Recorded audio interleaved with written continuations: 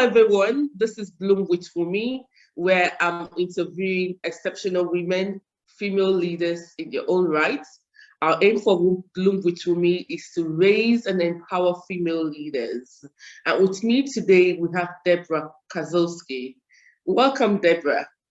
Thank you so much, Wunmi, for having me. I'm so excited to be here. You're welcome. Please, could you just give us a short story about yourself? Just a preview. Well, I'm a driven woman who wants to create change in the world, and I want to make sure before I leave this world, I make an impact by ensuring that not only I share my gifts, but all those around me share theirs as well, because I believe that the world's a better place when we all have that opportunity to share our gifts. Wow, that's interesting. That's interesting. So how would you define leadership? Well, leadership to me, first of all, leadership is a privilege. It's an opportunity to lead beside. I'm one of those leaders. There's times that you're in front. There's times even when you're behind. But my favorite part of being a leader is to walk amongst people, to walk beside them, because every single individual is on their own journey, their own path of self-discovery.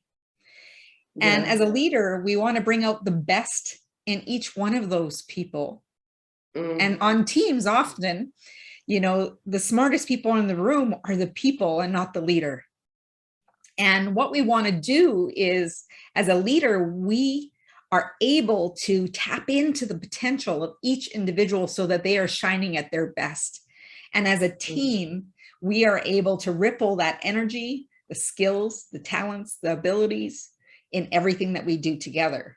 So if I walk alongside my people, not only do they see the credibility, they see that I care about them, and they see that I have a genuine interest in really helping them step into another version of themselves that sometimes they don't even see possible for themselves.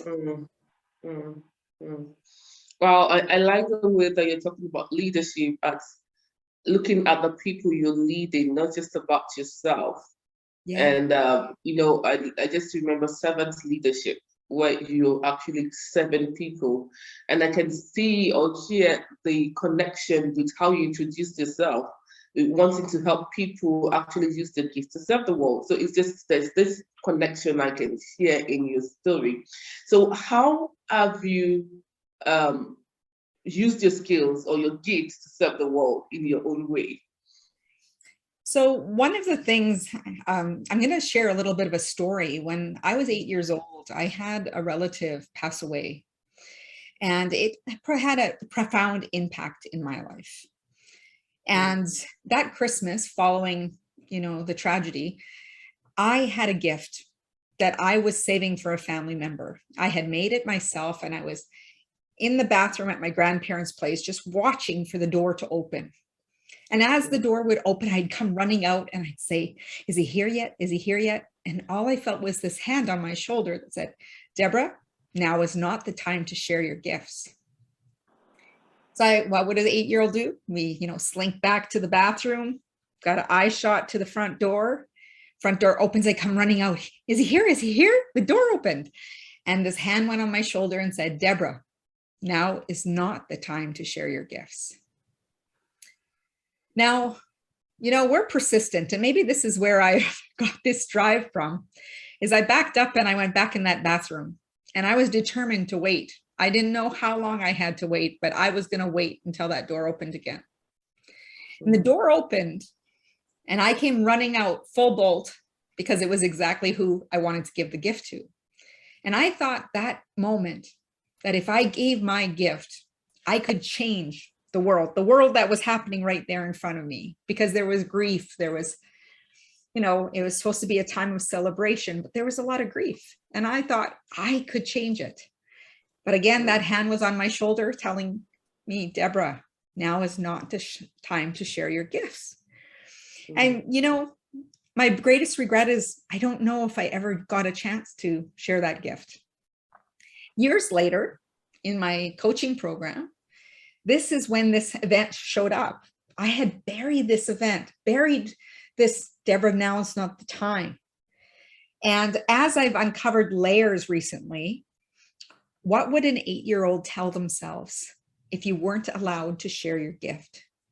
Well, I must have been bad or did something wrong.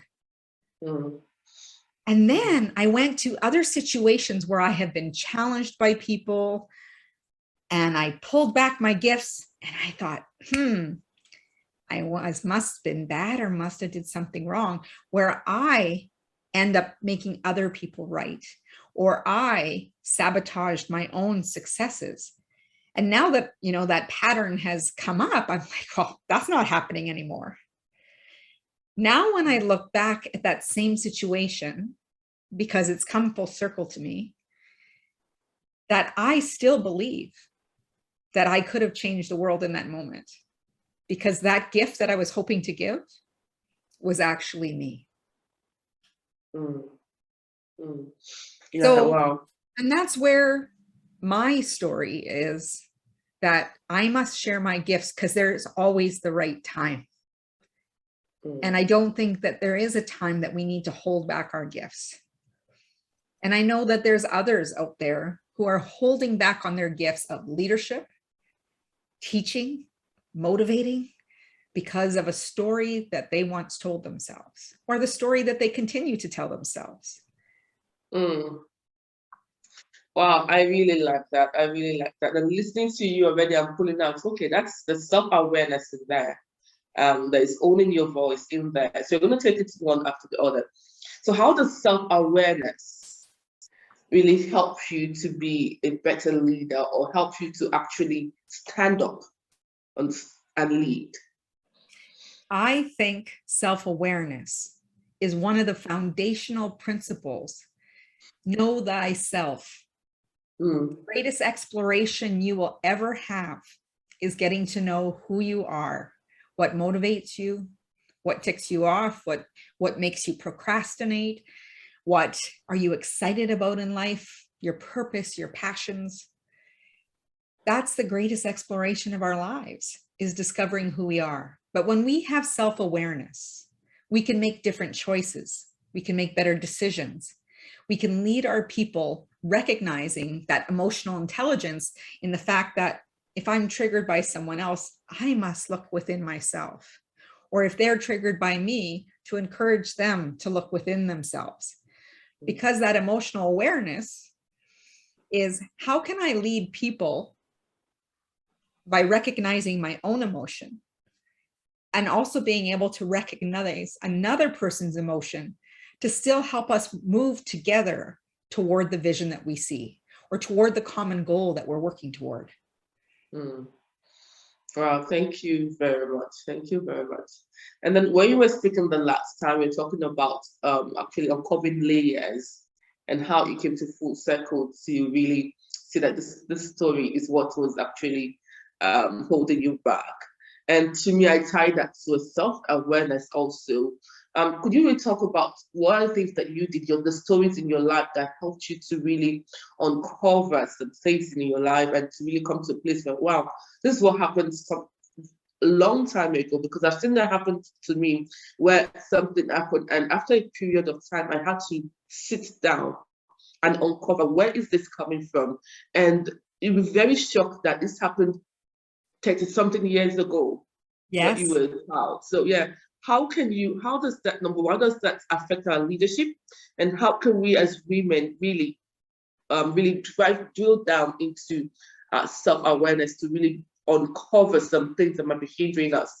And I'm glad that you're a coach. You can share a story if you have one. Yes, absolutely. So one of the things that I recognize is, sometimes we don't even know the stories that we're telling ourselves. It's taken me years to really, events that have maybe shown up, but I didn't get the lesson. And then this is how simple it was. I had sent out an email regarding a form for a board that I'm on. And someone asked me where I got the form, and I felt challenged. And I thought, oh my gosh, I must have did something wrong. So I recalled it, and I was like, oh my gosh, I must have did something wrong. And all they wanted to know is where I got it. Simple question. But I recalled it, and the very next day, I resent the exact same thing because I was okay. Right. But at that moment, I felt the trigger. Right. And it's interesting, Wunmi. I know we were talking about this before, but there was, it was about 4 years ago. I was going to do the great resignation. I was going to do this big leap of faith. And a family member had seen a sticker on my mirror and it said, I'm going to resign on this date. And every time that family member would see me, they're like, no, you don't want to do that. Why would you do a thing like that? And then as the date got closer, 3 days before, they called me and said that they had this big discussion with my son. And, they didn't think it was in my best interest to do what I was about to do. And I sat in turmoil. The day before, I said to another family member, I'm going to do it. And all they could say is, we'll lose everything. And I was just like, wow, lots of faith in me.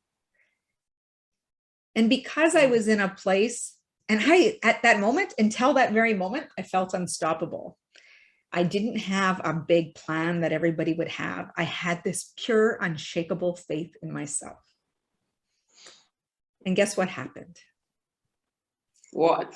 I let another person's opinion influence my actions. At that time, I told myself, well, they must be right. They must know something that I don't, that I'm not going to succeed. No, I didn't have this big plan, that they wanted this whole laid out war room plan of what I was going to do. And I didn't have that. I just had this unshakable faith. And what I learned over the years is that moment that I did not follow through, I actually betrayed myself. And it took a significant amount of time and extra personal development to recognize and rebuild the trust in myself, rebuild that confidence in who I was and what I stood for, because that didn't match my values. Now, here's the thing. We can get trapped into other people's opinions and think that their opinions are more important than the opinion we have about our own faith, our own success, our own drive. But I know me. I know my dream better than anybody else. And so do the people listening and watching us right now. You know your dream. And chances are the person who offered their opinion, they do it in good faith. They want to protect you. But chances are they haven't gone after their calling like you have, like you want to. Because they're talking from their fear, not from their experience. So I'll have to tell you, it took me 4 years to phone and have a conversation about that, longer than it should have, but I was not in the place to process and rebuild that trust in myself to go and have that conversation. So I had called up that family member and I said, do you remember when this happened? Because it really impacted me. And you know what? They didn't remember telling me any of those things. Telling me that we should all be encouraging, all move forward. But that's not what they did. And it's unfortunate that they don't remember. But the biggest thing is I realized that I needed to do it for me. And will I do that still? Absolutely, I will. Will I have maybe more of a plan? Perhaps. But that unshakable faith that you have within yourself, confidence always wins. Wow, I really like that story. Thank you for sharing. You're then as we talk, I was just like, wow, this is interesting. And you think there's something that's come up over and over since we were talking, and that's when sometimes we take other people's narrative to ourselves, even when they don't mean what they say, even when we hurt them the wrong way, because our own narratives always covers or overshadow what somebody else says. So you see the world the way you are. So you hear somebody the way you are, And sometimes you just need to step back and say, why am I sharing this? Why is this what I see? And really uncover those things. And wow, that is really into self-awareness. That's really getting to know yourself and understand the biases that you have towards other people and even towards yourself, the biases that you have towards yourself, and really work on that. So interesting. You mentioned about resigning and and I know that you started from nothing. So what made you really go from nothing, though you're still doing it, to entrepreneurship? What was it that actually was the trigger for you? Oh, I still remember, it gives me goosebumps. I was invited by a friend who was a financial planner, still is. She's growing her company. And she invited me to a networking event. I was on a day off and she said, you got to come with me. You got to check this out. And I had walked in and it was eWomen Network. It was a networking event. And that head, Sandra Yancey, was there as a guest. And I was watching all these women talking about their businesses, just lighting up, talking about customer experiences. And I sat down with my friend and I was just like, I need a piece of this. This is exciting. It's a totally different world, total different experience. And it was so powerful. And then I listened to her tell the story, a children's story, about the little engine that could. The engine that got the toys from one side of the mountain to the other so that boys and girls could get the toys. And, every other engine said no. And this girl engine, well, she went on to the other side and delivered those toys because she told herself, I think I can, I think I can, I think I can. And it's such a simple story, but watching all these women and being in that room, the energy was so powerful. And all I could think of after that was, how can I have some of this? And that's what's really triggered my entrepreneurial journey. And then I was at an event a few times. It was a real estate event, and I was watching this individual talk about online marketing and developing courses, teaching online. And this was, several years ago when people weren't doing so much of that. Now, we've been forced into it very quickly here, with the pandemic. Yeah. And one day I was at the back of the room. He was selling packages to someone, and I was just looking at everything. And I was like, I could do this. I know I could do this. And he looked at me, he said, because I've developed a relationship with getting to know who he was and what he stood for. And he looked at me and he said, Deb, quit over analyzing everything. Because you're so hungry, I'm going to mentor you. And he did. He taught me very much that you can teach yourself what you need to know. You have mentors around you. You have books around you. Now we have podcasts. There was no podcast back then. And, there's resources. And the more resourceful we are, the more we can succeed. And tapping into working from a place of collaboration with others versus being at a place of competition and comparison. Because as soon as we move ourselves into comparison mode, and I know as women, this is a big thing. We can get caught in the comparison trap, whether it be through social media or how this person's business is doing. Comparison traps. Or how this person looks. Yes, they look better than me. They're more successful than me. And what you see is a moment in time. A moment in time where they might have everything looks like it's all pulled together. And I have to tell you, I have bad hair days. I have days that, sometimes something fell through with a client. But as an entrepreneur, it's a world of roller coasters. And it's how many ups are you going to have compared to the downs? And how long am I going to sustain the ups? Because life's no different. We face uncertainty all the time. And it's how we take the skill sets and become resilient and perseverant and determined that we will succeed. I love that. I love that. So you came up with resilience. What I've heard from you over time is that continuous growth. And I've heard that over and over with everyone I've spoken with in this show, that there's this as the leader, we have to continue to learn, continue to grow. We can't just sit down and say, okay, I've arrived. There's no arriving. No, position. there is no Yeah. arriving. My library, my bookshelf continues to get larger all the time. And I know family members will walk into my office and they'll say, did you read all those? I'm like, yeah, I have actually. And I'm actually telling myself not to purchase any more. I need to start reading them again. Because when you read a book, you read it where you're at in that one moment. Yeah. And as you evolve, because we're evolving women, as we evolve, we're not the same. So when I read it the next time, I'm going to pick out different things that stand out to me.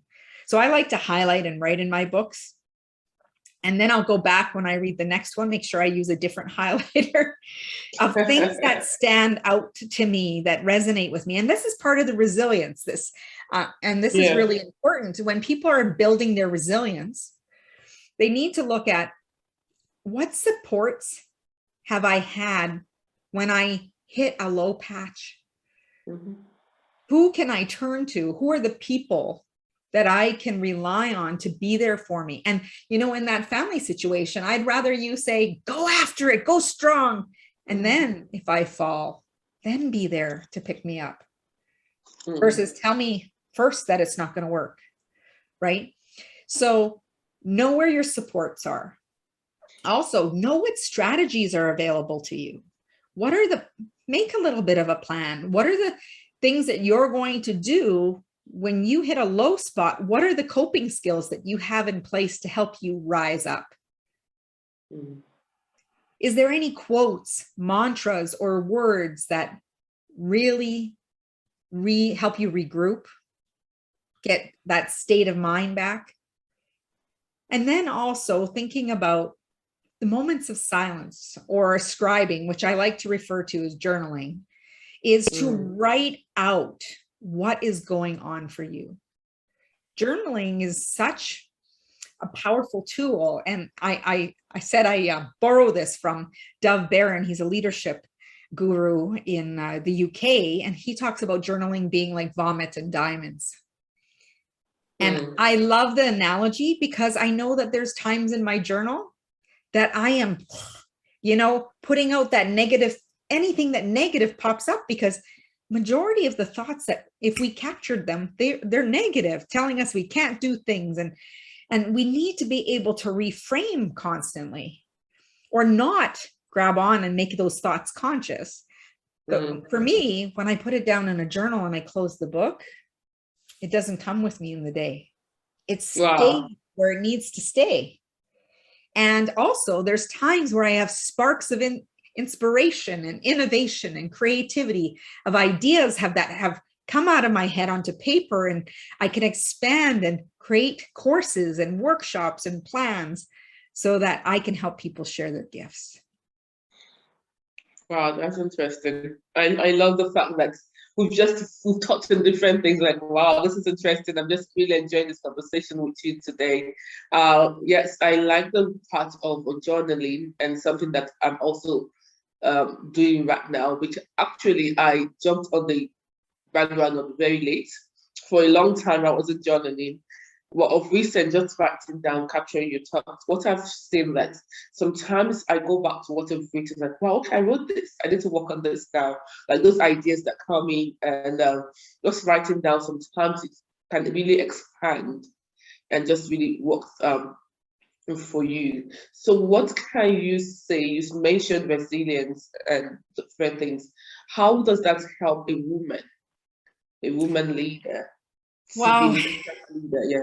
That's a fabulous question. So resilience, I think, is within the core of every woman. I really do. We seem to get our second wind when we are serving our families, serving our partners, serving our friends, serving the community. No matter what goes on, we still seem to find this burst of energy to give, because that's the heart of who we are. And, you know, when I think of women, growing in their careers, growing as entrepreneurs, especially, is, if you're raising a family, it's really no different than running a company. And, and women are, responsible for majority of the household decisions. And we know that emotions drive purchases, and women understand emotion better than anybody else. Mm. Mm. Wow. Thank you very much. So you're still in nursing and in leadership. So what do you think? What do you think about this for women and that in leadership or management? There's a double burden of motherhood and management plus emotional ups and downs. Has it always been? Is it always a disadvantage? Well, it's all, like you said earlier, perspective is reality, right? Yeah. There is times, when I think back in my career, I didn't maybe advance as fast as I thought I would, but my priority was my family. And what I was able to do, I was very fortunate that people saw my gifts, and that the leadership at the time helped me develop those gifts, but also provided the flexibility for me to lead, as well as ensure that I could take care of my family. And as my children grew, so did my responsibilities, because they were no longer as dependent as they were. So I had been very fortunate in my career to be able to do what was important to me and what mattered, but have that flexibility to grow and lead the way I do. And now my kids, the youngest will be 18, the oldest is going to be, 22. And yeah, I don't know if I would have it any other way, to have that flexibility. And I have to say, that's the one thing that nursing has definitely given me. And it's given me the opportunities that maybe I wouldn't have had in other careers. Because growing up, first of all, in grade 1, I was going to be Wonder Woman. And I think I'm still working on that, actually. But in grade 1, I told everybody I wanted to be Wonder Woman as my career. And then I was going to be an architect. And I wanted to be an architect because I loved doing the drawing and the pencils. But then when I learned that it was moving more to the computer, I lost interest. And now I see architects using computer. I'm like, oh, that would have been cool, And then I was going to be a physician. And then in my second year of sciences, I took an extremely heavy load, burnt myself out.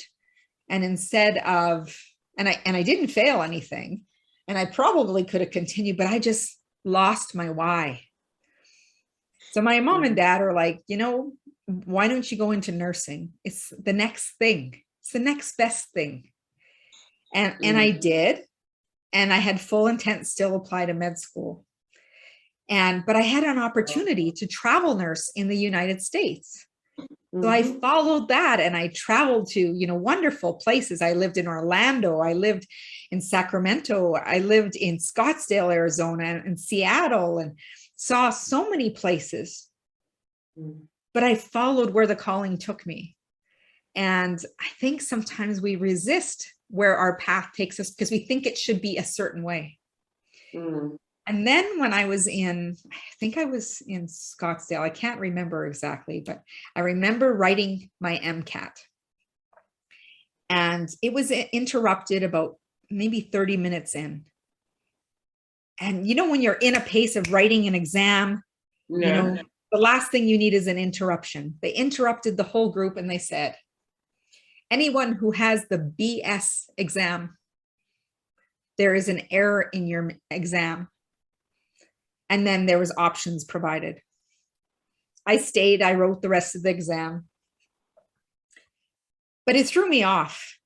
And when it said the BS exam, I sat there with that thinking, maybe this whole thing is a sign that this is not my path. And then I applied to several schools because they recognized my nursing experience. But I didn't push the subject and I didn't get accepted anywhere. And I thought, you know what, this travel nursing thing's cool. So I continued to travel nurse. And then I came back to Canada, got into critical care, and ended up in a leadership position within 3 years. And I haven't looked back. Wow, that's interesting. It's a privilege for me to lead others into becoming that best version of themselves. My greatest gift is to be able to ask the questions to help them get to know thyself. I like that. I like that. What's MCAT, may I ask? So it's the medical college admission test. Okay. Yeah. Okay. So I can see that you want to go back. Yeah. And one of the things that helped me with in my entrepreneurship is that I have very much a research mind, right? I like to ask questions. I do a lot of reading, and it really influences the way I lead, and it influences me as an entrepreneur. Yeah, that's good. So I would like to ask, what advice would you give a younger lady that wants to grow a leadership skill, or someone that's already leading that wants to become better? Well, number one is practice, learn, and practice some more. I have to tell you, when I first stepped into a leadership role, I was like, I can do this, because I felt like I was one of those natural leaders. But one of the more seasoned leaders that was beside me came up to me my first day, and she said, Debra, you're going to have to jump through hoops and prove yourself. And I was like, why? I don't understand. Because I had skipped a step. I skipped, the normal ranking of going into a leadership position. I went from a frontline straight to management. And I felt that I had the skills to do it, but the person beside me felt because she had to prove herself, I had to do the same. And to a young lady who wants to grow in her leadership, your biggest detriment will be feeling the need to prove yourself. Because if you're coming from a place to prove yourself, your ego will show up more than the soul that you came to lead with will. So know that you don't have anything to prove. You already have everything you need. And the best thing you can do is develop your self-awareness of who you are, what you stand for, and what's most important to you to leave in your legacy of your leadership. Wow, thank you very much. I really like that self-awareness. And you don't have to prove anything to anyone. Thank you. Wow, so it's been a wonderful and interesting conversation with you today, Debra. Thank you for being on the Bloom with Wunmi show. And then thank you to our audience today watching with us. I hope that you've learned something. This is Bloom with Wunmi, a show where we're raising and empower female leaders. So Debra, any final words? What I want everyone who is listening or watching is to stay curious. Ask the questions, knowing that the next question will lead you to the next part of your path. And trust yourself more than anything. You got what you need. Oh, thank you very much. Thank you. This is Bloom with Wunmi today, and we hope to have you again another time. Take care and God bless.